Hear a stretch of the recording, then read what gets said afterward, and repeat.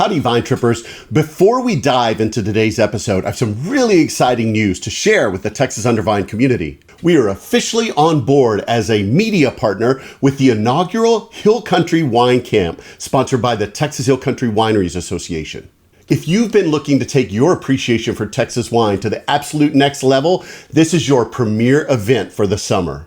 It's happening from July 17th to the 19th at 3 different wineries out on the Wine Road 290 in the Texas Hill Country. And it's going to be an immersive deep dive weekend featuring master classes, exclusive tastings, and a chance to learn directly from some of the top winemakers and vineyard minds in our state. Dina and I will be on the ground capturing all the festivities to bring you an exclusive featurette later on in the summer. But you need to secure your spot now because registration will close soon. Head on over to texashillcountrywineries.org and look for their events page to find the inaugural Hill Country Wine Camp. You can grab your tickets there and make sure to let them know that Wine Guide Scott sent you. Now let's get into today's show. I think what sets us apart is that our story. I mean, we are homegrown, met in high school. Our parents' parents, and our parents' parents' parents. They're generational people from Fredericksburg.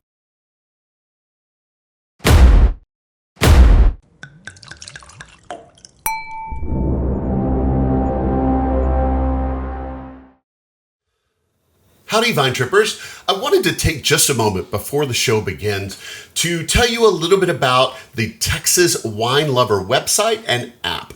It is a definite must-have for anyone wanting to explore the Texas wine industry.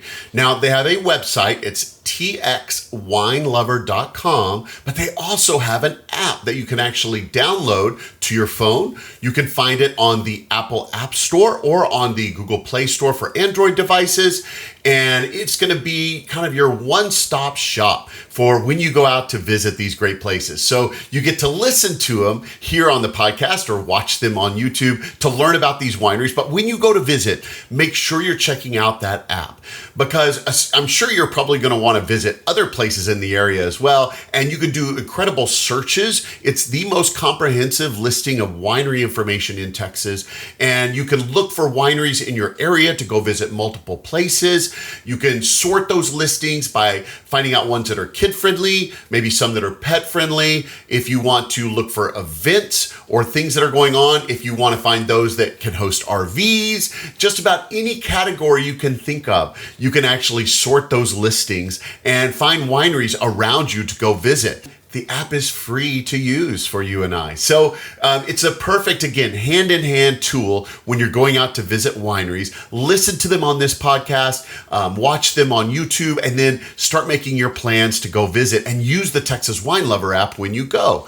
Now, it can also be a great tool. Maybe you're not even looking for a winery. You just happen to be traveling to some place in Texas, and you just might think, I've got a little extra time. I wonder if there are any wineries in the area. You can actually look them up in the Texas Wine Lover app. You can search either by the name of a winery or it's got a map view. So you can actually pull up a map of the area around you and see locations of wineries near you and go visit them and support the Texas wine industry. So you got to use the Texas Wine Lover app. It goes perfectly with this podcast. So make sure you check it out before you go on your next trip among the vines. Again, it's www.txwinelover.com or look up the Texas Wine Lover app on your favorite phone app store and make sure you get that downloaded and use it frequently. You will benefit from it and ask for Texas wines. Let's see the Texas wine industry prosper and go visit some of these fun places that I'm bringing to you on the show.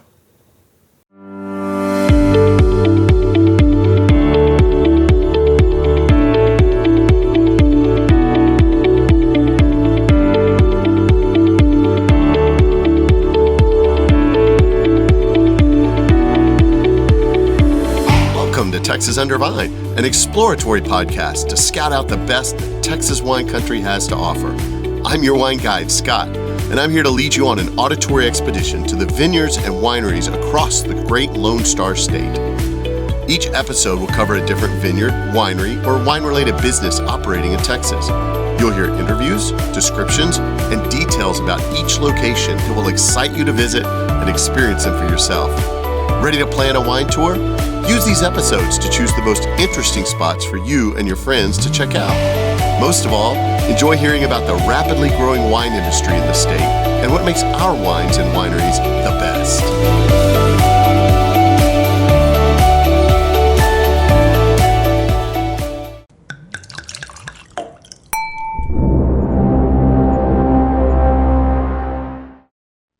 Howdy, fellow Vine Tripper. Welcome to episode 82 of the Texas Under Vine podcast. I'm your host, Wine Guide Scott, and I'm so glad that you joined me for this trip today through the vines. Before we get into the meat of the show, though, I wanted to make you aware of a few events coming up that I'm going to be a part of. So I will be volunteering at the Grafted event that will take place at Wrenwood Ranch on July the 23rd. And if you want to find out more about that event, make sure you go to texaswineauction.com/grafted. I'm also looking forward to, in July, headed to the Hill Country for the inaugural Hill Country Wine Camp that's going to be going on from the Texas Hill Country Wineries Association. You can find out more about those tickets at texashillcountrywineries.org. It's going to be from July 17th to July 19th. Make sure to get your tickets while you can. Also, you're going to want to make sure to stick through to the end of the episode to find out my Wine Wanderer bottle that I chose for this particular episode, one that I can't wait to share with you. It's a 2023 vintage that's crisp, refreshing, and perfect for these June and summer afternoons. But I'm going to keep it secret for a little while longer. All right, today we are traveling past the iconic Enchanted Rock to visit a place with an incredible story and even deeper roots, Prochnow Vineyard. And today I'm going to be sitting down with the owners, Ross and Valerie Prochnow, to learn about their journey from the clinic and the classroom to the world of grapes and wine. There were so many great things to learn about this spot. First, it's important to know that this particular property has been in Ross's family since 1960, and it consisted of over 1,000 acres. And this is where Ross grew up working hay and alfalfa and things like that on this particular ranch. Also, it's a fun love story in that Ross and Valerie actually were high school sweethearts. They grew up in Fredericksburg. They met when their families had retired from the military. They were both military families and retired back to the Fredericksburg area, and they met in high school, and they've been together ever since. It's also interesting to note that Ross leads a little bit of a double life. He comes into Austin on Tuesdays and Wednesdays to practice pediatrics as a doctor before heading to the ranch on Thursdays through Sundays to work the vineyard rows and to provide incredible wine. The tasting room here at the vineyard is actually a really cool story in and of itself. It's a beautiful German heritage home that was actually in Lockhart, and it was going to be destroyed. It was going to be demolished, and they ended up purchasing it. They cut the home into 3 pieces, put it on trailers, and brought it directly to their ranch and settled it on the property to reassemble it and turn it into this gorgeous, beautiful tasting room that they have on site at Prochnow Vineyard. And Ross and Valerie's philosophy is they really want to be a family-friendly destination. So Ross, with his specialty with pediatrics, and Valerie, with her experience in the classroom, they really know how to connect with kids and understand what it's like for families to have kids and want to get out and do things. And so they really make it a family-friendly place. There are a lot of places to stretch out. They've got a playscape on site. Ross even has a vine train, a little bucket train that he loads kids into and carts them around the vineyard for little tours. They love families.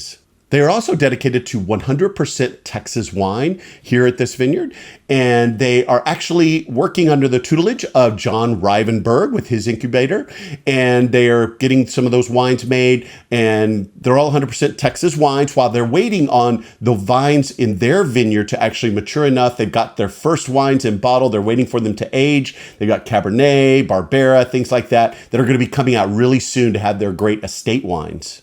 And I mentioned that they love families. Their family is very close to their hearts and a part of this whole process as well. It's interesting, great stories you'll hear in the interview about how their son actually drew the label that's on their bottles, which is actually from a picture of their daughter reading a book on Crabapple Creek, which is right there on their property.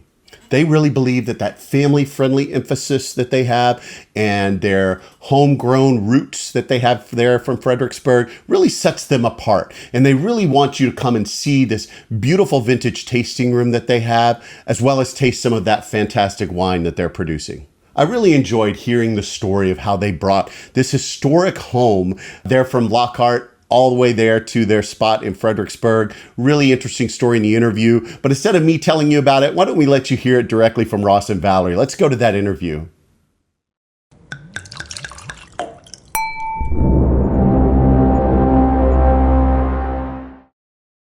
Howdy, Vine Trippers. Welcome to Prochnow Vineyards. I'm really excited to be here to bring you this story. I've got a own personal tie to this particular location, or to the owners for sure, and looking forward to exploring some of that, sharing some of that, and to hear more about this beautiful location, this great tasting room that we're in here today. So without further ado, let's go to Ross and Valerie and hear a little bit about their story. So Ross and Valerie, welcome to the podcast.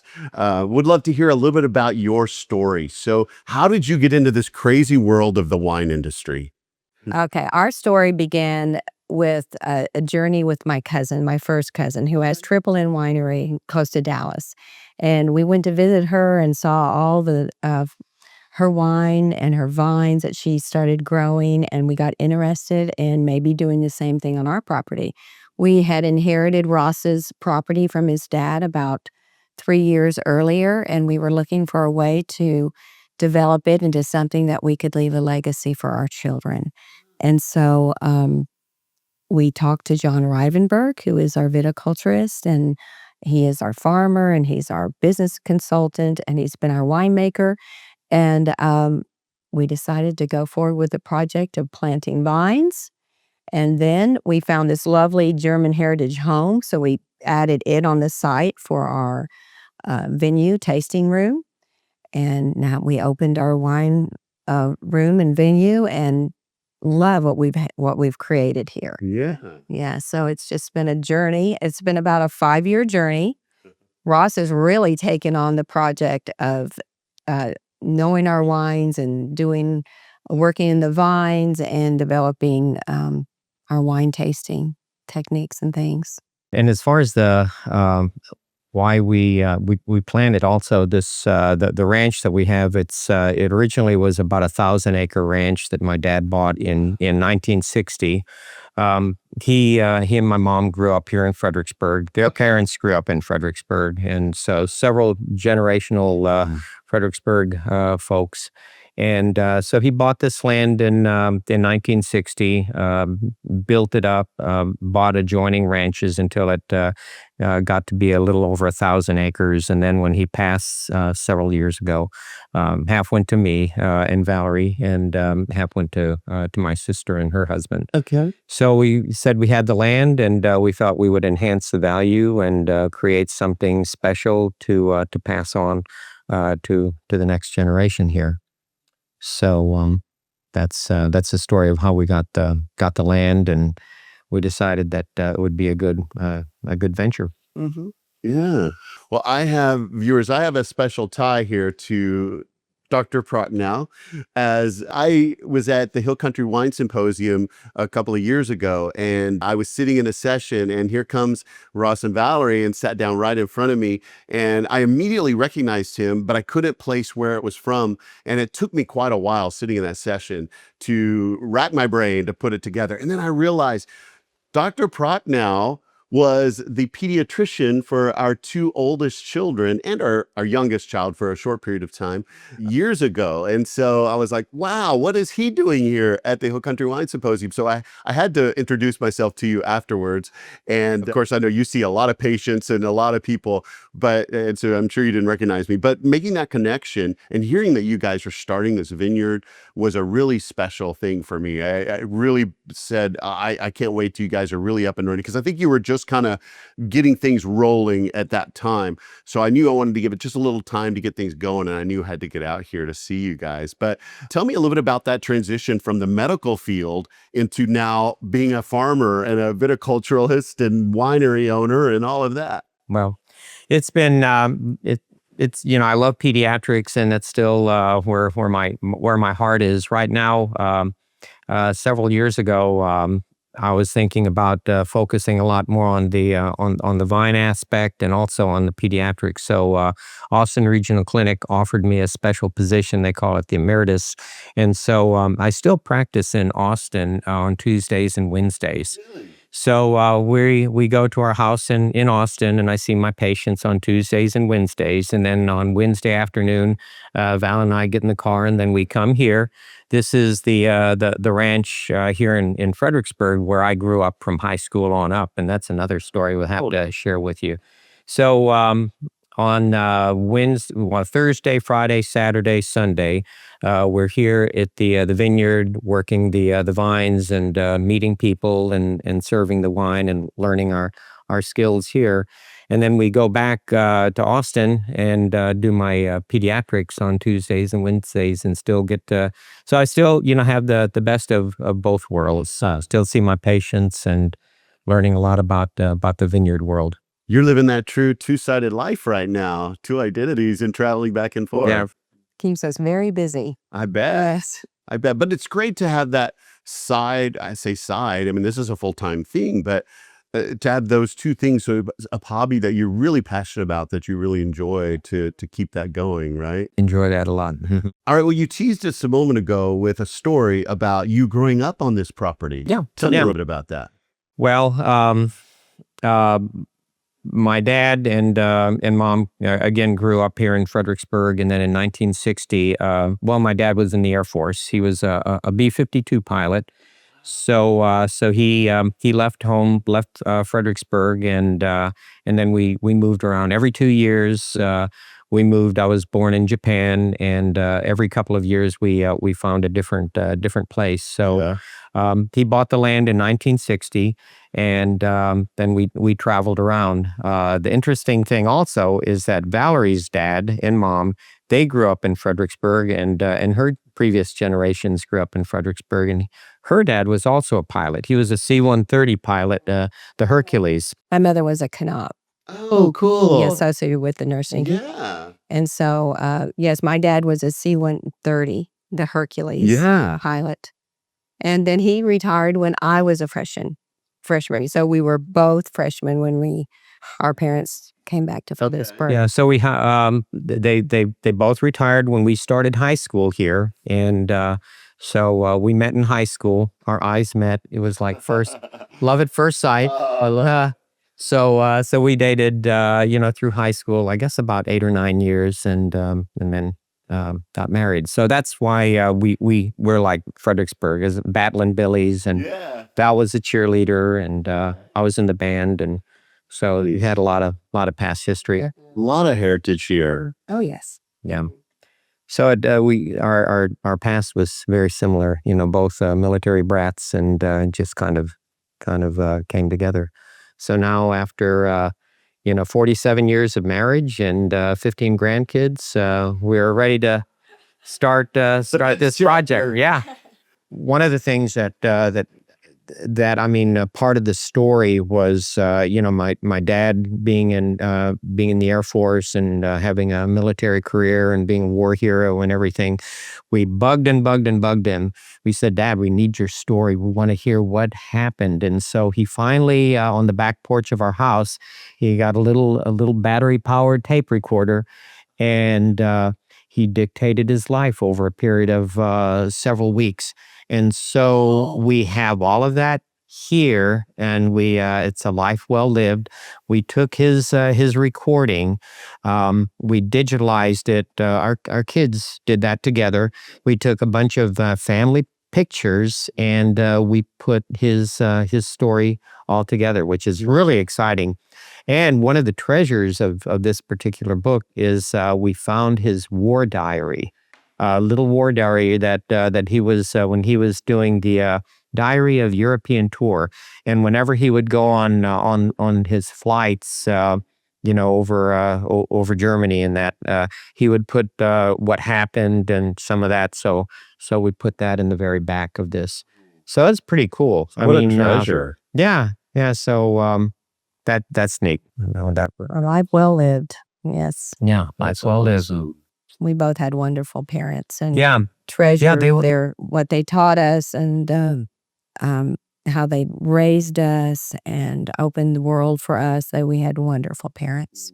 And they were the best of friends. I mean, my parents were about 10 years older than Valerie's parents, but when we were in high school, they played bridge together. They got together. They went out to dinner, and then as my dad got older, my mom passed, and as he got older, then Valerie's dad would come over here and help him do the farming and that, and just they were great friends. Yeah. I hope. This is a true family farm for generations. Oh, yes. Over half a century. Well, tell me a little bit about this house. Valerie, you were telling me a little bit before we started the interview about kind of how you acquired this. This is such a beautiful building here, this structure, and the way you decorated everything is just gorgeous. But tell me the story of this location. Well, we planted our vines in the field across from this beautiful home. And then we were thinking about what we wanted to do for our tasting room. And I had seen a log cabin structure, something old-timey. I wanted to keep the vintage feel, but I wasn't quite sure on what we would do. But then I was looking at Facebook Marketplace, and I was looking at old homes that were on South Lamar and Austin. I didn't even know they had homes on Facebook Marketplace. I went and talked with the gentleman. He showed me 2 homes, and one I actually bought. And I got on the phone with Ross, and I said, honey, I bought a home. And he said, we need a venue. So I told the man, we need a venue. And he said, I have a beautiful home that possibly will open up for you soon. And so 4 days later, I came to see this home in Lockhart, Texas, and it had a highway over it. It was going to be demolished. And so right away, I bought the home, and within a month, it was on this spot. Wow. So on Rivenburgh, and I decided the location for the venue and how the house should be positioned. We made a foundation. They cut this house. Well, first they took off the whole roof. Then they cut it in 3 pieces and trailered it here. It went through Fredericksburg. So trailered it here, and they just lined it up and pushed it together and created this beautiful farm. Super glued that. Super glued. No, we had a carpenter there for at least a year and a half, and he was very diligent, and he did a beautiful job. And so we're really pleased with what he did. And we added this wallpaper that you see in this room. But all the woodwork, everything, we haven't changed much of it at all. It was just a few minor things to make it, venue worthy. But people have loved. They come in and just see the beauty in it, like you did in your beautiful wife, and just appreciate all the vintage pieces and heritage that we tried to continue with it. So anyway, it's become an integral part of our winery and people's experience here. Yeah. But the most beautiful is the back patio, because the back patio we enlarged very big, and we put beautiful Fredericksburg trim on the back. And the back lawn is where all the, parties happen and the experiences, because we are really family friendly. And so our back lawn has a big playscape and a lovely place for families to come and just enjoy and sit and relax. And kids can play, parents relax. It's great.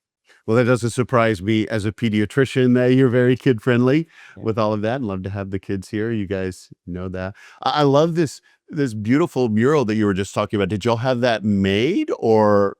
Now, we found it online, but it was selected because that one scene that's behind you reminds me of the scene I had from my Cane City home as I was growing up as a teenager of Fredericksburg.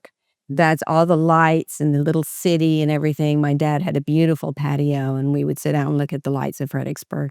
And then it has a creek on it that reminds us of Crabapple Creek, where we're located, and all the cattle, that we have on the land as well. So it just fit perfectly with what we were trying to create here. And what you do is you just tell them the scene you want. You tell them the measurements of the walls, and they create it for you. They craft it. And a man from Fredericksburg came out, an older gentleman. He was about 75, 80 years old. It was older than that. Oh, but he was so good at what he did, and he just put it up beautifully for us. That was just a really nice touch. It is beautiful. And the thing is, it does look like this scenery out here. And to me, it almost makes it feel like you're sitting in this room, but almost as if the walls aren't here. And it's like the horizon through the window continues. And like, that's what you're looking at. All we need is the vineyard right over here, and it would be the same. Well, also Valerie's really a master at decorating it. All these old tables, these are Singer's sewing machines, and we had the carpenter make a top, and so when people come here and drink wine, they can even exercise their feet with a little, So it's pretty fun. And now we have bingo. Like we had a huge group in this room, a big bingo game night on Friday evenings, and they love it. It's very fun. Yeah, we're looking for ways to, for people to come in and enjoy the country. A lot of our neighbors, especially after we have bingo now on the first Friday every month, and a lot of our neighbors say, "Oh, thank you for bringing us all together," and it's very encouraging. A lot of the locals are coming here. Yes, we've made so many new friends. Yeah. This has been a great opportunity for us to get part of the community and make friends here, and it's been wonderful. Yeah, it's been really nice. And also the Val mentioned the back porch. It's a large area. It's got a lot of nice post oaks, has a playscape, a lot of nice picnic tables. And then one time when Valerie and we were driving back and forth from Fredericksburg to Austin, I said, we need something more for the kids and for families. So we looked up online and bought a little bucket train. So we call it the Prochnow Vine Train. And we have an old golf cart, and we've got 5 little buckets with wheels and seats and everything. And we originally bought it for the kids to drive up and down and see our old house down the road and go through the vines. And but the adults, turn out that they love it too. So we've had Squeeze it. yeah. Oh yeah. We've had they love it as much as the kids. This is a conductor right here. He is it. Yeah, it's a lot of fun. It's pretty bumpy. I took Valerie on it once, and she said it's too bumpy, but it's fun. Yeah, it's I love that. So you got doctor, engineer, winery owner, viticulturalist. You got a lot of titles going on that hat over there. Little feathers going. It's fun. It's really fun. He pulls up the vine train to the back of the property, and the kids just run. Oh, it's hilarious. They see the train. It's like the ice cream man. Yeah, that's right. And I've got a little train horn, so I blow on that, and they come in, and it's gorgeous. Yeah, it's great. It's really very energizing. Even on a tiring, you wake up tired. It's like, oh gosh, I'm so tired, and then you see the kids and the families, and yeah, it's very energizing. It's a lot of fun. Well, and that gives the parents some peace of mind that they can sit down, relax, enjoy a little bit of wine, and not be worried about, okay, what are the kids doing? Where they know you're taking care of them. They're out having fun. They're doing their thing. And it kind of takes a little bit of I think, peace of mind. And especially now, a lot of the venues and the vineyards are not, they're kind of focusing on above 21 group. And with our large area, I mean, we've got 500 acres of ranch, and we've got 40 acres of place where people can just stroll down the vines. We've got a creek that if they're very adventurous, they can go down to the creek. And also with the kids, you can have a lot of children here, and the people that don't particularly enjoy, the children, the kids are far off, so they can still, the other folks can still enjoy solitude and peaceful and the beauty of the area. So it's good for the young and old, I think. I was a kindergarten teacher and a first grade and a third grade teacher. So Ross and I both know how to move kids gently and, Yeah, sometimes it's like, okay, kids, let's go to the playscape. Or if they get, a little bit too excited, I get the train out, and then I take them out for like 30 minutes or 40 minutes, and then they're gone. So it's fun. Not that long, but it is fun. Yeah. Well, tell me a little bit about the name. I get it. It comes from your name, Prochnow Vineyard, but what made you decide to name it that? We talked about naming other with other names. It was a while ago. I mean, like Crabapple Creek, or because that's the area. The creek that goes on the edge of our property is Crabapple Creek, and then somebody said that's not a good name. Crab out of wine. But then my dad was a big part of the community here.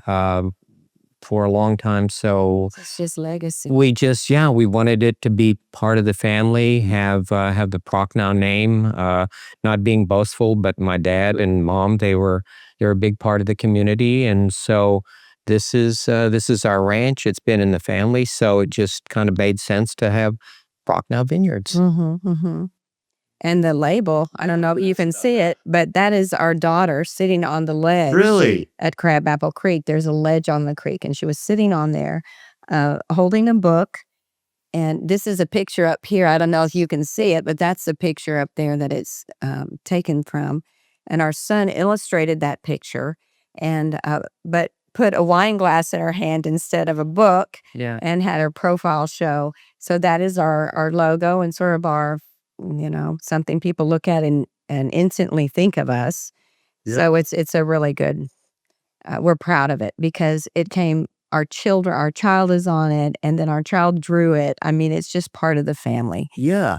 So we're very proud. To that legacy as it goes down. Mm-hmm. And then our daughter-in-law for the first year we were here. She was the manager, and now she's got a baby, so she's sort of do something else. Yeah, starting to do something She still else. helps us a lot, but yes, the whole family has really. And some of our kids are interested in learning the wine and how to make wine, and so eventually it'll be a lot more family. But it's very much family. Everybody is doing their part. Mm-hmm. And as a graphics person, I do graphic design, things like that. I love the design of that logo. It's a very old world feel, almost a German style heritage on there. What gave you the inspiration to do that? Well, we studied. We looked around and saw different labels and logos that we really liked, that we were drawn to. And we tried to incorporate our look with what we liked. And that's what we came up with. And that's what he drew. And we told for Caleb, us. kind of our vision, and he came up with several different formats and different looks, and then this is the one that we decided.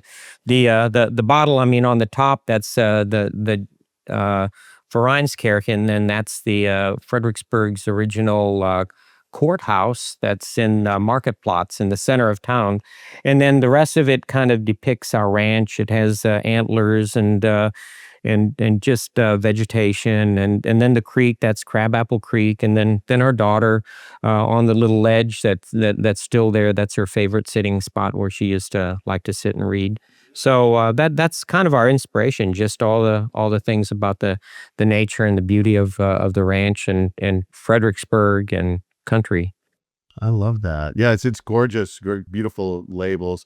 Let's talk about what's in the bottle, though. Yes, the bottle is good. You have a vineyard. We talked a little bit about that. So how big is your vineyard you have planted here on site? It's 12.5 acres. Okay. And we have about 6 different varietals. What do you have planted there? We have Cabernet, Sauvignon. We've got Barbera. We've got Roussanne, Picpoul, Tannat, and then Petit Syrah. Okay. And then how long is that? When did you plant that vineyard? It was about 4 years ago. It was 2020. The first 3 plants went in varietals. Okay. And then the next year we put the other grouping in. Yeah. Uh-huh. So it was a 2-year span. And the interesting thing about some people ask, well, why did you select these? That was another sort of an interesting story. John Rivenburgh said he gave us about 10, 8 or 9, 10 different varietals, and say these are the grapes that do well here in this area, In our soil. in the terroir of the area. And so we said, well, let's we got all of our family, and all of our kids, And we tried each one of those varietals, and then we as a family decided, oh, we like this, oh, we don't like that one that much. And then out of that little sitting down time, we picked the ones that we planted. And we also sampled the wines that John had already prepared for us to sample. Yes, yeah.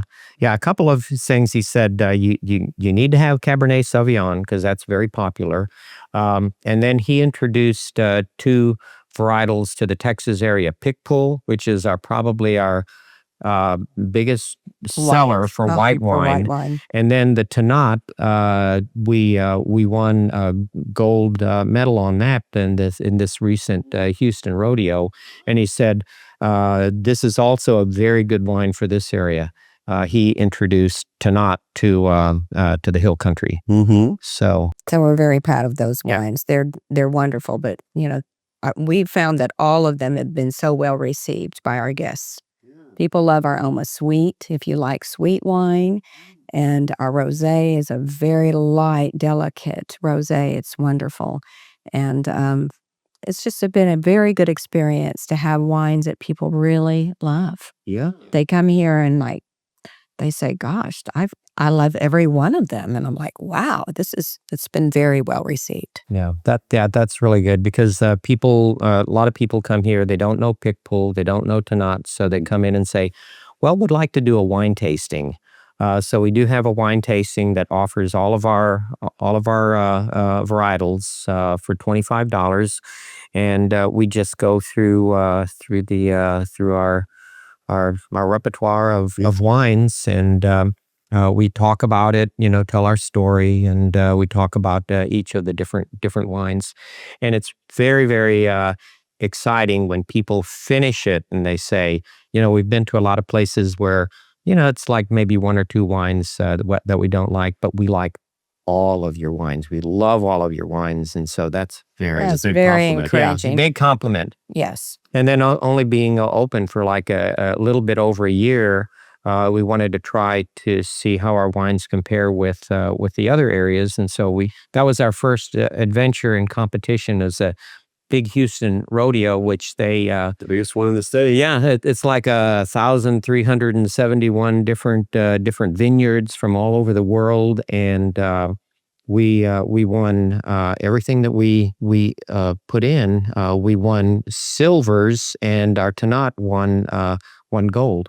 So that was. I was surprised that Pickpool didn't win a gold too. Yeah. Because it's so Yeah. good. But But anyway, we'll try again next year. Interesting. Yeah. So the vineyard's it's about 12 acres, been in for about 4 years now or so. It's in its fifth leaf. So you're really starting to get to full production on that vineyard. Do you source everything directly from that vineyard, or do you source fruit from other locations or anything? Oh yes, we get our grapes from the High Plains. The grapes from these bottles came from the High Plains, except the Tannat came from Arrowhead in Stonewall. Okay, Stonewall. yeah. Right, because ours weren't mature. So, Yeah. But pretty soon it'll be our own wines here, and we have our Barberas coming out. It's a very small batch, but we are excited about having that bottle for our guests, Yeah. and our cab is aging. Yeah, our cab is 2 years in barrels. We age all of our red wines for 3 years. So it takes a process. You Yeah. plant the grapes, you grow the grapes, then you harvest them, and then they have to age. Yep. So it's it's a lot of input, and then finally you start getting the estate. Yeah. But that's our goal. With like all of our wine right now is Texas wine. Nothing's imported from anywhere else. It's all Texas wine, which were also very important to us. But eventually we would like to have all of our wine offered here is our own estate. If we can. And you're right on the cusp of that. Yes. That's going to be really exciting when you start getting some of those estate ones coming out. That Barbera is going to be a neat launch when that first comes out. So the tasting room itself here, we planted the vineyard around 2021. When did you open this tasting room here? About a year and 2 months ago. Okay, yeah. Our grand opening was January of 2025. Okay. That was our grand opening. We had a soft opening in 2024 at the end of the year, and December. mhm. And then January a year ago, was our official opening. Okay. Well, let's talk about the processing of your fruit and your wine. So, and I know we talked a moment ago about John Rivenburgh being your incubator. Faithful viewers of my program just saw an episode, a couple episodes back, where I was at Kerrville Hills with John, and we talked a lot about his incubator program and the things that he's doing for people like you guys and starting great wine programs throughout the state. So I take it that he is doing a lot of that processing there. We don't do any processing here. It's all done there. It's all done. Okay. Yes. He's totally in charge of that right now. Gotcha. Yeah. Maybe if the next generation will take it further here, but no. Right. What would you say is one of the biggest hurdles or challenges that you feel like you've had to face in this whole process of planting a vineyard and getting the tasting room going? I know there's been plenty of hurdles there, but what would you say has been some of the biggest things that you faced and had to overcome? Well, if you break things up like our vines, just the care of them and all the attention that needs to go to our vines, it's a lot of work.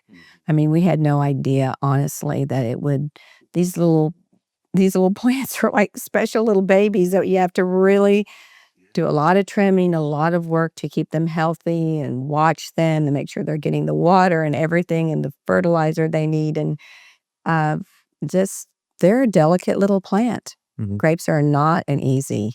Yeah. I would say that's definitely the hurdle.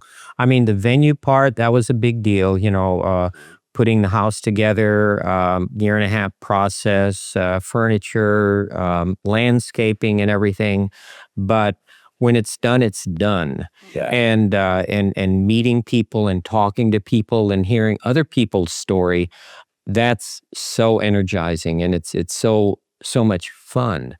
The plants, like Val said, I mean, we were very naive. When I was growing up in high school here, all of the vineyard there, that was hay, it was alfalfa, and my dad and I, we would go and plant it, and then it would grow. We would bale it, we would put it in the barn, and that's it, And then next year, these vines, are 12 and a half acres. It's like having, I would say, 10 2-year-olds that never grow up. And they never leave home, hopefully. Yeah, they never met another aspect, never leave home. But yeah, every plant, which we have thousands of them, you have to touch each single plant about 4 or 5 times. Trimming, weed control, fertilizing, watching them, pruning them, because all of the strength of the plant needs to go into the fruit. And grapes are just wild. Again, they're like children. Children need to be tended, needed to be cared for, need to be loved and constantly watched and disciplined. And plants are like that too. I mean, these. Yeah. So. And with 12 acres, you're talking about thousands of those that you have to stay on top of. Yeah. So I would say that's the biggest, that's the thing that we didn't really understand going into. I was more of like a alfalfa or hay guy and not a vineyard, but we're learning. Okay. Learning a lot. And A second major challenge, I would say, is that we aren't on 290. So we are not where everyone else is and the major crowds of people go through and decide where they want to, we're off the beaten path. We're on a good path because we're right by Enchanted Rock, and we get a lot of visitors that have gone to Enchanted Rock or are waiting to go to the rock. They come here, and we get to know them and talk with them, but and share our wine with them. But just not having that kind of crowd out here all the time. We are trying to have events and special things for them to do, people to do when they come here. But we have found when people come here, they stay like a long hours. Well, it's the atmosphere. It's not 290, and so when people come here, they kind of accidentally find us. They say, "Oh, we saw your sign going to Enchanted Rock." So when we came back, we wanted to come in, and we decided you have pizza. Oh, you've got pretzels, and we even have homemade cookies. So we decided to come here and eat, and we're gonna stay here 30, 40 minutes, and then we're still talking to them 3 hours later. Yes, I mean, people relax The here. place, we've got hills and trees, and people come here, and it's just, you can just see them relax. Yeah. My son, our son designed a T-shirt also. It says, "After your climb, come enjoy our wine." So a lot of people, that's kind of like our part of our motto here. But it's very relaxing. It's off of the beaten path, off of Highway 290. It's good for the people that come here too, because it's super relaxing. And as owners, we really love to talk with everyone. I mean, Ross in particular, I do too. I love it too.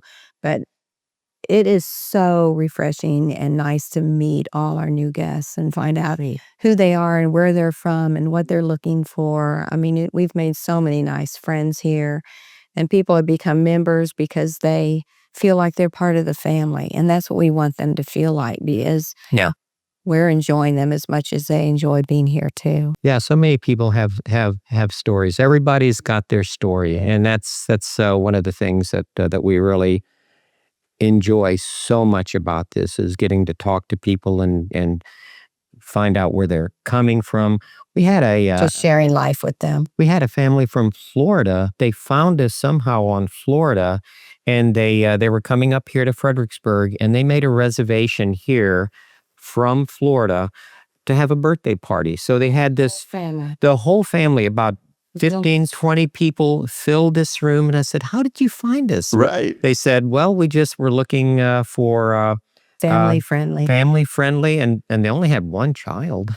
Yeah. They were just Like family friendly. They had one, But one. they loved it. Was But it was such a great experience for them and us. It was wonderful. It was great. Yeah, we And got to. I prepared a nacho bar for Oh, them, it was- and they loved it. It It was was- just super. It was great. Yeah, it was a lot of fun, and they loved Mhm. it too.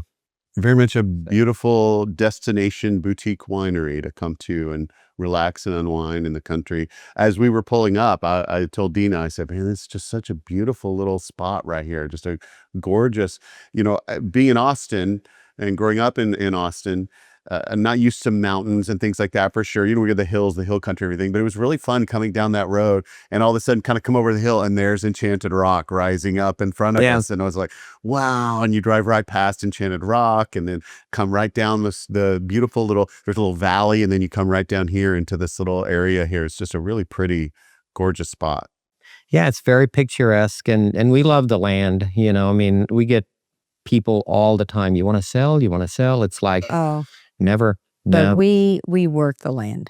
Mm. Ross and I, like the land, we want it to be maintained very well, and we've worked hard at keeping it very nice. And it's a labor of love. It always has been for us. And so this is just a continuation.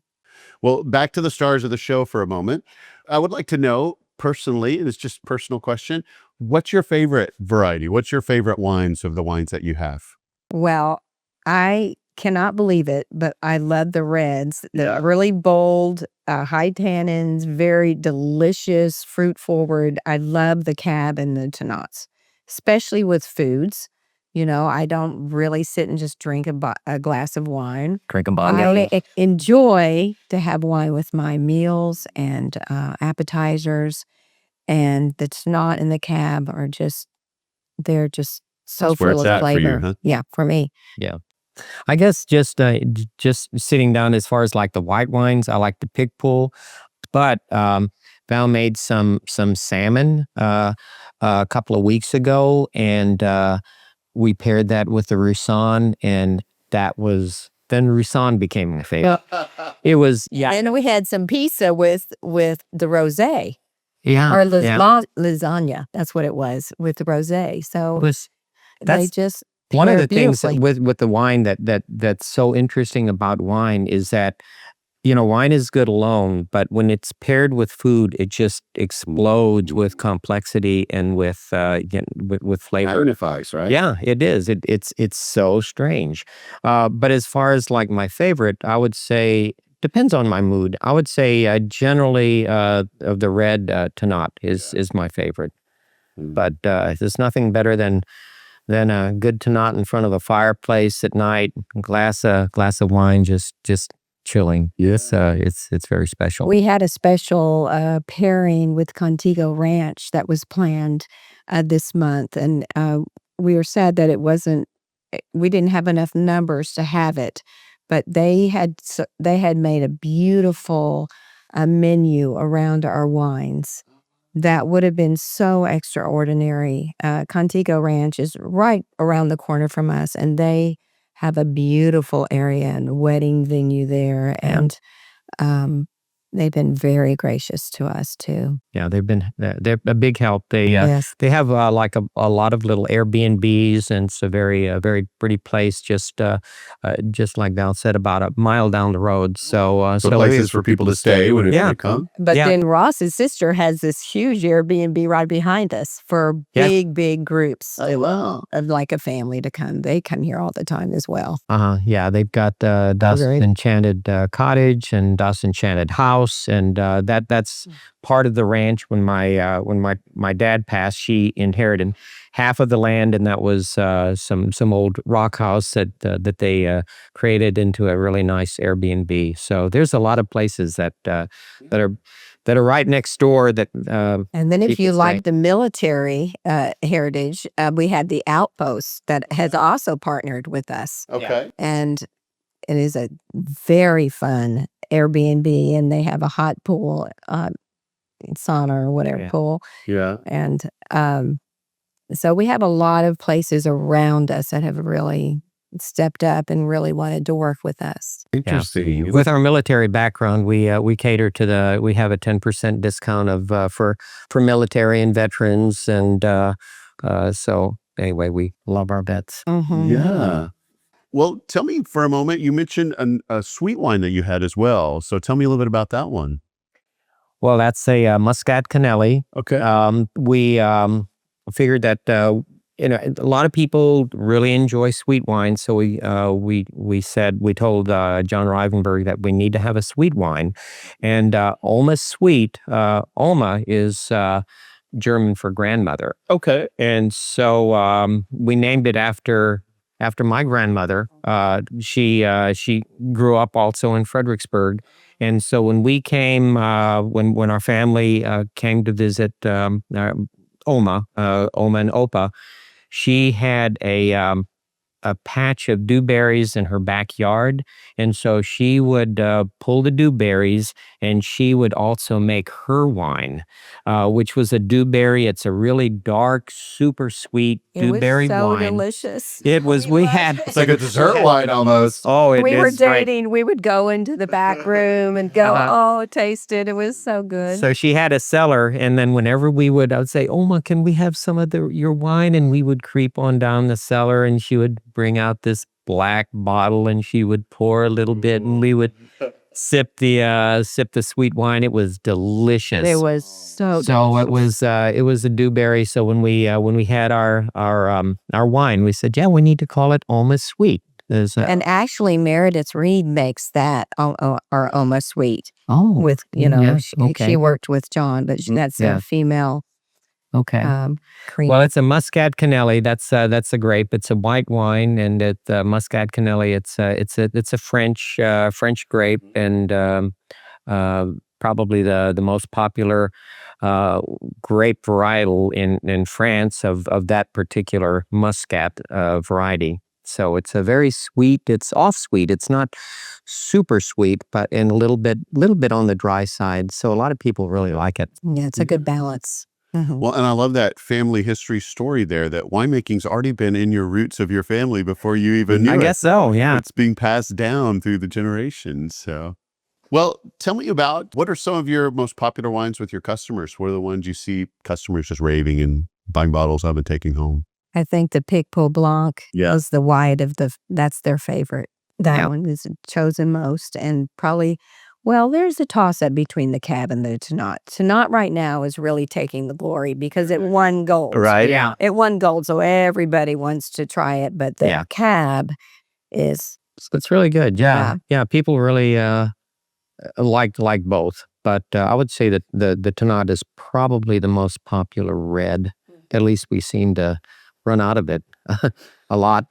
But yeah, the Picpoul and the Tannat, but the Cab is And we're very. looking forward to presenting our Barbera. Can't wait to have our own red too. It's going to be a very small amount. We only had 500 pounds of our Barbera. That particular vintage, we had some late frost, lots of wind, lots of rain. A lot of rain. But John says it's very good. So we'll see how it is Do you have any idea when that's going to release? in a few months. Okay. So we're looking at by the summer, probably. Yeah. Mm-hmm. Yeah, our son designed the labels, and so it's going to be our first estate wine. So the label's going to have a different look. Instead of white, it's going to be dark, kind of black with a with a sort of a gold or red. Anyway, it's going to have Yeah, to a distinguish different look. Yes. I like that. Watchers, you got to look for that this summer. It's coming up soon. You got to get some of that Barbera when it comes out. So tell me about what are some of the things that you do here on site? You mentioned the bingo thing earlier. We're kind of coming back around to that. But what other types of events or things do y'all usually put on here at the winery? Well, at Easter, we had an Easter egg hunt for the kids. The families come out and we have a celebration. On Saturday, we like to be closed for Easter, actually, but the day before. Sunday, yeah. For Sunday we're Sunday. closed, but Saturday. We are starting to have more live music. Okay. And we have our members, we have a special time for them to come and gather together, pick up their wine pickup, and have a special food for them and music for them. And we have bingos on Friday night. And also we are having a star watching party. May 1st, they're going to be coming out and bringing their giant telescopes out here. The skies are fantastic and open, and you'll see so much. And he's going to be coming after bingo on May 1st. Yeah. It's it's going to have a good moon and the stars, and we already have been with this person several times, and the rings of Saturn and the stars here. I mean, we're far away from town, well, 12 miles anyway, so we don't have a lot of the city lights that so the star viewing. Also with Harvest, now our club membership is kind of growing, and so we call on our club members for Harvest to come here and help with the harvest, party. and that's a lot of fun. Yeah. And stomp the grapes. Yeah, we do the grape stomping, and we get T-shirts, and then after the stomping of the grapes, they put their feet on the T-shirt, and there, and have. I think our last T-shirt was "Some Like It Hot," and when put our feet on it. Mm-hmm. So that's fun. Harvest and grape stomping and the Easter egg hunt. We had a lot of Patrick's Day, kids. we had an event. St. Patrick's Day, that was fun. Yeah. So a wide calendar full of lots of things Yeah. going on all the time here, it sounds Yeah. like. Well, let's think about one of my viewers. Now they're watching this and they're getting really excited and thinking, I've got to get out there as quick as I can. So let's talk about what does it look like when a new person comes in to do a tasting. You talked a little bit about tastings a moment ago, but let's really dig down into that. So when they do a tasting of the wines. That's a set flight, I presume, of the wines that you have. And you said it was $25, I think. Yes. Do they need reservations to do that, or can they just walk in? No, they can just walk in. They can walk in. Mhm. Okay. We have 2 whites, our rosé, and the 2 reds are in the flight. Okay. And so they can either choose to stand at the bar if we're not really busy, or they can find a table or get on the porch and enjoy their flight and, just enjoy their wines. And we serve them, if they choose, we have charcuterie boards to enhance the experience, or pizzas that are just delicious. It's Uncle's Pizzas. And our pretzels with and beer cheese. cookies. Yeah, with beer cheese. So that's good. It is good. So they come in and we greet them, and they like Val said, they can either do it at the bar, and the bar is actually you found that in Llano. That came from Llano. That's Yeah. a vintage old bar from Llano, Texas. So it's a good experience to stand there. We have got some great wine servers. Our wine ambassadors are so engaging. They're so engaging. We're so proud of them. And they make the experience wonderful. And then Ross comes in sometimes when he's able to not be on the vines or working out here. He comes in and he does a beautiful wine That's tasting. fun. Yeah. teach people. Well, a lot of people are very experienced, so they don't need to be taught. But it's good to talk about the wines and where they're from and what they can expect from it. So it's a very sort of interactive, hands-on kind of a wine tasting. And like Val said, they can do it anywhere. They can do it at the bar if they enjoy that part. Or we can start them off at the bar, and then they just choose out in the back porch or even out underneath the trees. If they want to go out underneath the trees, we take the wine tasting to them there. So they've got a choice. There's a lot of pretty views, a lot of porches. When we moved this, we also added some big porches that people can really enjoy. And I take it that's where you do the live music out on the porches outside? And the grass too. Yeah. We had a Valentine's dinner here with a we pairing. did. That was our first pairing attempt, and we had a classical guitarist here in the middle while people were eating and having their Our wine chef, pairing. he prepared a delicious Yeah, it meal. was a So- lot of fun. That was our first attempt, and so.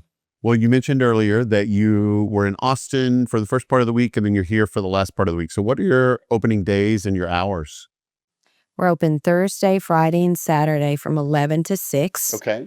And then Sunday, we open from 1 to 6. Okay. So we're open a little longer than some of the other wineries. So people come and get to take advantage of that till 6. And but those are our hours. Yeah.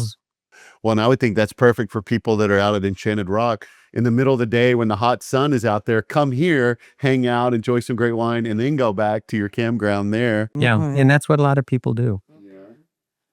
Well, we know that you're kid friendly. We've spent some time talking about that. What about pet friendly? If somebody has dogs or things like that, they want to bring.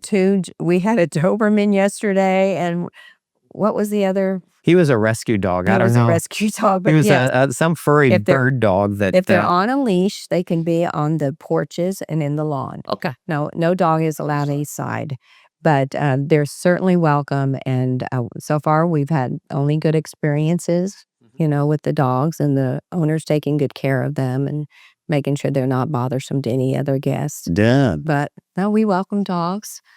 We really, really love the children. And then dogs, we sure welcome them. Yeah. Okay. Well, again, it's such a big place, especially out in the back area where you can really spread out and feel alone, secluded. No, you need to. Yeah. You want to. What do you want to? Put your devices away. Come enjoy the beautiful nature around here. You Yeah, don't there's see people on their phones that much. Yeah, well, the trouble is with here, where it's kind of remote. So if unless you connect with our Wi-Fi, you're off the grid. Okay. So it's there's not much of that phone stuff. Do you have any maximum group sizes or anything like that? Well, if we have a big group and want to reserve the whole back patio, then we have packages, that we can offer to people. And we've had already rehearsal dinners and welcome parties here on the back lawn, anniversary celebrations on the back lawn. Food has been brought in and catered out there, and it's been lovely. Or I've prepared a huge charcuterie table for people. And so we have parties and even weddings that are being talked about now. So we're really excited about that. The large groups, we appreciate a reservation just so we can, like a heads up, 10 people. Just to have the staff here. So we can be prepared, have the proper number of people. Today, the that's Rolls appreciated. Royce group is coming today. We have the about- Rolls Royce Club With coming the weather, today. we're not sure. They say there's going to be about 5 cars and about, 12 or 15 people. So they're going to have a good spot on the back to look at the rain. Yeah. Well, what would you say are your busier and slower seasons you've noticed over the last year? What's the best time for people to come visit? Spring and fall, I would say. The winter time, January and February, at least last year, they're probably the slowest season. Although But we have a this great year- indoor venue that they Yeah. can come and relax and get out of the cold. yeah, and then spring and fall, the vines are pretty. The summertime is beautiful too. It's it's hot, but the inside is always cool, and we've got some nice fans. And the unique thing about, I think, our particular place, we've got two hills. We've got one we call Eagle Mountain, the other we call the Titanic, and it kind of is like a little channeling effect where the wind kind of goes in, and it's always breezy. It's always breezy. Okay. Growing up here, we didn't have air conditioning in our house, and you just open up the window and let the breeze blow. Yeah, and the breeze blows. So it doesn't seem It doesn't particularly get hot here. It's No, it always hasn't been. yeah, it's always got a nice breeze. Pretty mild. Ooh, that's great. Well, you mentioned a moment ago, I think I heard you talk a little bit, hint at a wine club. So tell me a little bit about your wine club and how do people join? Well, it's just, it doesn't cost anything. I mean, it costs to buy the wine, but you actually get a discount of 10 to 15% off from anything you purchase if you become a member. Okay. And we just ask that you purchase 3 to 6 bottles of wine every 3 months. And you can either come pick it up here, or we can ship it to you. And you can also choose if you want just reds, or if you just want whites, or if you want a variety. So we'll accommodate what you like to drink. But our wine club is really growing. We've been very encouraged, the people that want to have the wine in their homes. So that's been very exciting for us. And also, if they come here once a month, they'd get 2 free glasses of wine. Exactly. As part of that part of that. So that's so we have a lot of local people doing that all the time. And that's fun. Yeah, it's fun. We like to. Then we get to know them. Well, I'm sure, kind of being new, you're kind of getting some things started. But I had a lot of viewers who live in all kinds of areas, and some may not be able to get here very easily. Do you do any kind of distribution, or can people buy your wines on your website? Oh, yes, definitely. You can go to the website and make an order, and we'll ship it to them. Perfect. So it's a way for people to taste without necessarily having to be able to come here. Yes. Oh, yeah. Exactly. Well, we'd love that. We'd love for people to reach out like that.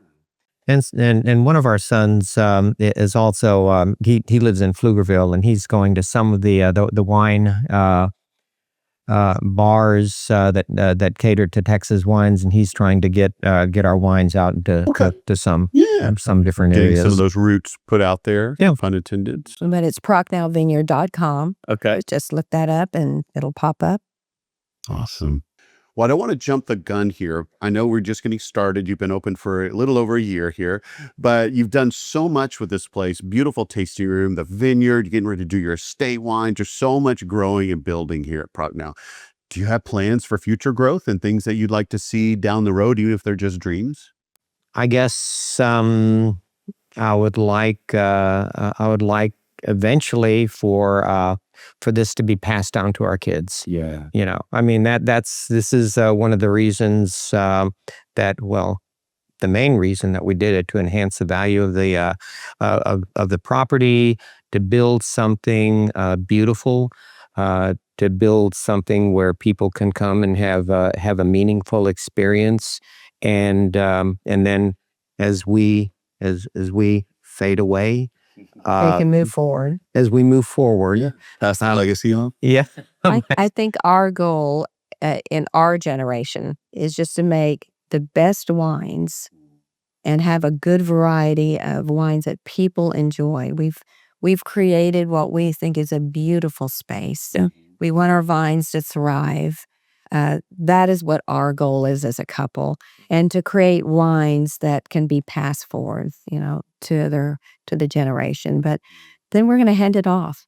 Then they will decide if they want to carry it any further. It'll be up to them. But, yes.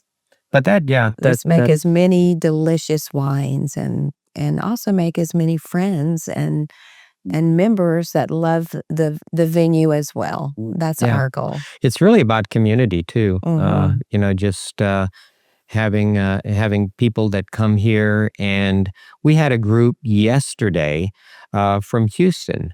They came. They visited us a year ago when we first opened. They loved it, and it was 6 people. 6 came all the way from Houston to mainly come back to our place. Yeah. And that's the kind of family that we, that we really want to build. A place that's so relaxing, so beautiful that that people Say that's my want to spot. come back. Yeah. Yeah, That's this my is our spot. place. Yeah. I like that. That's their home vineyard. Yeah. Mm-hmm. Well, there are a lot of great places in Texas that people can go to drink amazing wine. What is it, in your opinion, you think really sets Prochnow Vineyard apart that would make my viewers say, I want to get there as quick as I can? There's many things, I think. I think the one primary thing is the family friendly, love for family. Well, we invite, we welcome people to bring their children and their grandparents. We see generations out here. We see the grandparents bringing their children, and then their children's children are playing on the playground. That's what we envision. That's what we love. And that's our feel. Family is everything. And so that is, I think, primary. What would you say? And I would say what sets us apart, I mean, there's a lot of beautiful vineyards. There's a lot of beautiful venues. I think what sets us apart is that our story. I mean, we are homegrown, met in high school. Our parents and our parents' parents and our parents' parents' parents, they're generational people from Fredericksburg. Our heritage, the land's been in our family here in 1960. We love the land, and we're trying to make something very beautiful that people come here and say, wow, this is so nice. I'm leaving the hustle and bustle. I can bring my kids. I can bring my grandkids. I can come here alone and just enjoy a beautiful family place with that has a lot of deep roots. Mm-hmm. So yeah, deep roots and excellent wine. And excellent wine. Mm-hmm. Yeah.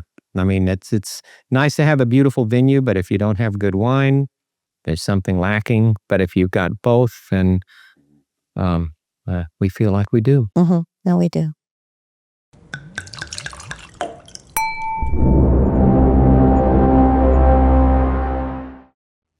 It's truly special to see how Ross and Valerie have taken those deep Fredericksburg roots and their military family resilience to create a sanctuary where the wine is as excellent as the family welcome is warm. Now, make sure to check out their website before you go. It's www.prochnowvineyard.com. You can find their information about their events that they have, like those First Friday bingo nights that Valerie talked about and those star watching parties. You can look into their wines there and even purchase them online. And check out that wine club so you can find out about the discounts that you get as well as the free glasses that you get when you sign up for the wine club, which is great for those of you that can get there and visit in person. And don't forget, when you go see them, make sure you tell them you heard about them on this podcast, Texas Under Vine. All right, now is the time of the show where I get to reveal my Wine Wanderer bottle for this particular episode. And at this particular vineyard, the one that I chose was not one that I typically would go for, but I was really captivated by it. It was their Sangiovese Rosé. This is a 2023 vintage of a rosé that is beautiful, it's crisp, it's refreshing, just a lot of flavors dancing around your tongue. Beautiful notes of cherry and apricot and maybe even a little melon on there as you taste this great rosé. It's a fantastic example of a light and fruity Texas rosé that's not afraid to show its complexity. Perfect for those afternoon back patios during the summer. Make sure you try some of this when you go to see them there at Prochnow Vineyard. All right, well, I'm packing up the gear. I am pulling out of the driveway, taking one last look at Eagle Mountain and at Titanic Hill on my way out to trek towards my next destination to bring you all the great info from other wine destinations as well. If you're enjoying these trips through the Texas wine country, please consider joining my Patreon to help support the podcast and keep these stories flowing. And if you're watching on YouTube, make sure you like, follow, and subscribe. And for the YouTube crowd, I have a question for you I'd like you to answer in the comments below. Since Prochnow Vineyard is so family friendly, what is your favorite winery to go and visit when you have all the kids and the pets in tow? All right, another huge thank you to all the Patreon subscribers who keep this journey through the vines moving forward. And with that, my time is up. So don't forget, subscribe to the podcast and follow my socials to be notified anytime a new episode is released. And until then, happy trails and bottoms up, y'all.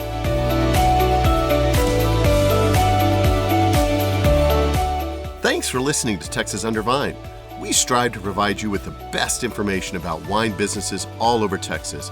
Be sure to check out our website at texasundervine.com and follow us on our socials at Texas Under Vine to stay up on all the upcoming episodes. Please email us with any suggestions or feedback. Also, contact us if you're interested in donating, sponsoring, or advertising on the podcast, just to help us cover our expenses and bring even more great info to you in future episodes. Above all, travel safely, and most especially, drink responsibly.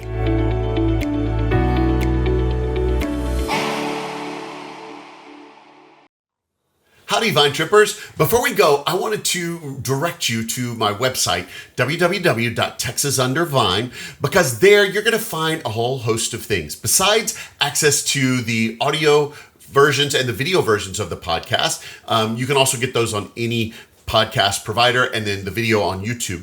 But there you're going to find a couple of things. Did you know that I actually sold some Texas Under Vine merchandise? I only have a handful of items available, about 5 different things, but they are up on my store. So if you go to the website, texasundervine.com, and go to the top, you're going to see a link for the merchandise store. And there you can get your own Texas Under Vine swag to proudly show all of your friends that you support the Texas wine industry, and you can get them started on and hooked on the podcast as well, so they can go visit even more of these great wine destinations. But in addition to the store, I also have a Patreon for my subscribers, people that support this show. I do this all out of a work of love from my heart. I do not make any money on this podcast. I'm actually in the red because I support it all out of my own pocket as a teacher. And it's mainly because I love wine and I love the Texas wine industry. So if you're willing to help me do that and you'd like to see more of these great episodes, hear more from these amazing winemakers, learn more about some fun destinations for you to go and visit on your own, I would appreciate if you would be willing to subscribe to my Patreon. So at the top of my website page, again, you'll find a Become a Patron link. And there you can get all the information about becoming a subscriber to the podcast here as a Patreon subscriber. It only costs a few dollars a month if you're willing to commit that. And there are various levels that you can commit to that each give you behind the scenes benefits that you don't get. And I do have some new things in the pipeline coming down soon. So you want to get on that sooner than later.